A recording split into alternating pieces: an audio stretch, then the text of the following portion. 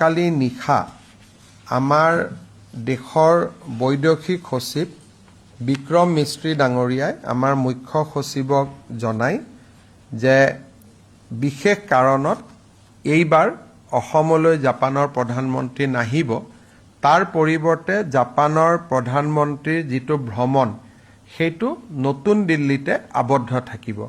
আৰু তেওঁলোকে আমাক কৈছে যে পৰৱৰ্তী পৰ্যায়ত জাপানৰ ব্যৱসায়ীসকলক অসমলৈ লৈ অহাৰ বাবে তেওঁলোকে পৃথকে এটা দিন ঠিক কৰিব, কিন্তু প্ৰধানমন্ত্ৰীৰ ভ্ৰমণটো এইবাৰ অসমত নহ'ব। ইয়াত জাপানৰ কথা জড়িত আছে, ভাৰতৰ কথা জড়িত আছে, তেওঁলোকক আমি কাৰণ নিশ্চিতভাৱে সুধিব নোৱাৰোঁ। গতিকে কাৰণখিনি আমি নিজেই নিজৰ ভিতৰতে আলোচনা কৰিব লাগিব। কিন্তু আজি মাত্ৰ ঘটনাটো হৈছে, গতিকে কাৰণখিনিৰ ফালে ময়ো ভালকৈ চোৱা নাই। যেতিয়া মই দিল্লীত যাম বা জয়শংকৰ ডাঙৰীয়াক লগ পাম তেতিয়া কাৰণখিনি মুখামুখিকৈ সুধিব পাৰিম।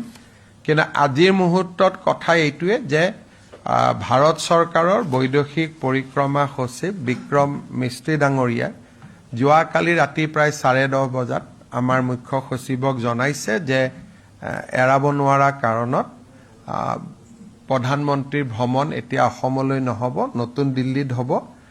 আৰু দ্বিতীয়তে তেওঁলোকে আমাক কৈছে যে কিন্তু ইনভেষ্টৰ যিটো মিট সেইটো এপ্ৰপ্ৰিয়েট সময়ত অসমত তেওঁলোকে অনুষ্ঠিত কৰিব।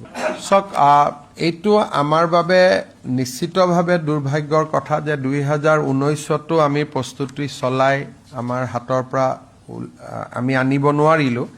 এইবাৰো আপোনালোকে জানে যে যোৱা এমাহ ধৰি জাপানিজ এম্বেচিৰ বিষয়াসকলে অসমতে আছিলে আৰু যোৱা এমাহ ধৰি তেওঁলোকে টনকৈ অসমত বা গুৱাহাটীত তেওঁলোকে ঘূৰি আছিলে। গতিকে গুৱাহাটী বা অসম তেওঁলোকে চাইছিলেও, আনকি হোটেলৰ ৰুম পৰ্যন্তও তেওঁলোকে ৰেডি কৰিছিলে, কি খাব কি নাখাব ইমানখিনিলৈকে তেওঁলোকে ডিটেইলছো কৰিছিলে।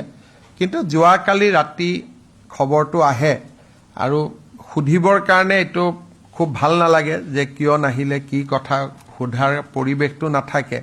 গতিকে লাহে লাহে যেতিয়া মই দিল্লীলৈকে যাম, গ'লে বৈদেশিক মন্ত্ৰী ডাঙৰীয়াক লগ পাম, তেতিয়া সুধিব পাৰিম যে কাৰণটো কি।